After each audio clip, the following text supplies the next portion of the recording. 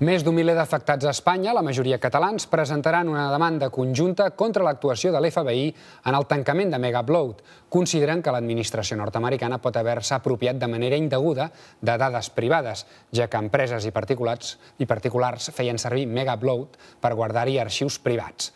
Esquerra Unida ja ha presentat una pregunta al Congrés dels Diputats sobre la pèrdua de les dades. Aquesta petita empresa de desenvolupament web pagava 7 euros al mes per poder allotjar arxius a Megaupload. Sovint hi penjaven arxius de disseny gràfic, documents, presentacions, dossiers de clients o arxius de codi font de webs. Ara ho han perdut tot.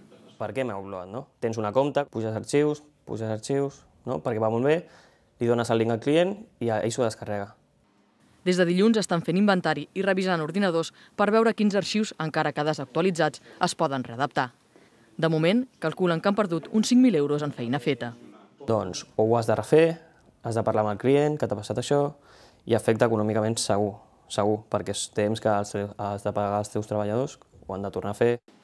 Revisaran el procés de còpies, continuaran allotjant arxius al núvol, però buscaran empreses no relacionades amb la pirateria. Són un dels 1.200 afectats a Espanya, la meitat catalans, pel tancament de Megaupload i que presentaran una demanda conjunta contra l'actuació de l'FBI.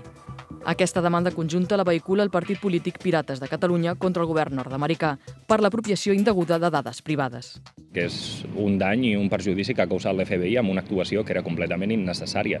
Podien haver esborrat els materials que hi havia alguna mena de dubte si vulneraven copyright en lloc de tancar el servei a absolutament tothom. Llavors, contra més triguin en respondre, major serà el dany. Amb 180 milions d'usuaris al món, 2,5 milions a Espanya, es calculen uns 120 milions d'euros en danys i perjudicis.